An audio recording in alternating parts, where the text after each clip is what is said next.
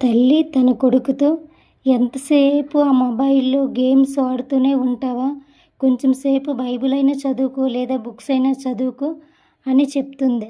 అయితే ఆ అబ్బాయి గేమ్స్ ఆడుతూ ఉంటాడు. కొంచెం సేపు గేమ్ ఆడుకుంటానమ్మా, తర్వాత చదువుతానని వాళ్ళ అమ్మకి సమాధానం ఇస్తాడు. ఈలోగా ఆ అబ్బాయి వాళ్ళ ఫ్రెండ్ వచ్చి బయటికి వెళ్దాంరా అని చెప్పి పిలుస్తాడు.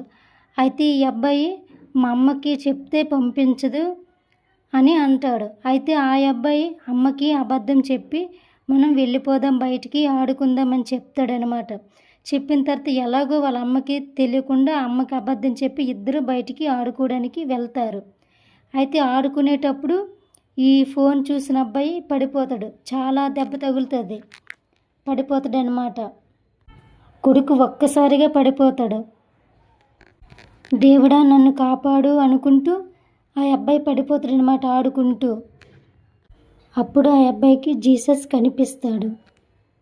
నిన్ను నేను ప్రతి క్షణము చూస్తున్నాను, నువ్వే పని చేసినా నాకు తెలుస్తుంది, నువ్వు అబద్ధం చెప్పకూడదు కదా, తల్లిదండ్రుల్ని గౌరవించాలి అని దేవుడు అబ్బాయితో మాట్లాడతాడు. అప్పుడు ఆ అబ్బాయి నన్ను క్షమించు, ఇకపై అబద్ధం చెప్పను తండ్రి అని దేవుడిని క్షమించమని అడుగుతాడు. అయితే ఆ కొడుకు ఇంటికి వచ్చి, అమ్మ నేను నీతో అబద్ధం చెప్పి బయటికి వెళ్ళాను ఫ్రెండ్తో అని వాళ్ళ అమ్మకి జరిగిందంతా నిజం చెప్తాడు. దేవుడు కనిపించాడు, ఇది జరిగిందంతా వాళ్ళ అమ్మకి చెప్తాడు. అయితే వాళ్ళ అమ్మ కూడా క్షమిస్తుందన్నమాట, నిజం చెప్పాడు కాబట్టి. అప్పుడు దేవుడు నిజం చెప్పి ఆ అబ్బాయిని వాళ్ళ అమ్మగారిని ఆశీర్వదిస్తాడు.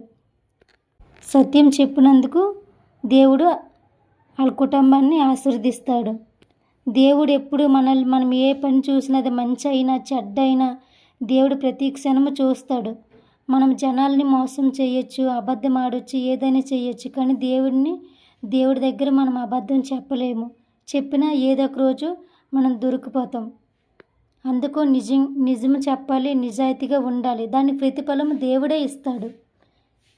ఈ వీడియో మీకు నచ్చినట్లయితే లైక్ చేయండి, షేర్ చేయండి, కామెంట్ చేయండి. ఇలాంటి వీడియోస్ కావాలంటే సబ్స్క్రైబ్ చేయండి నా ఛానల్.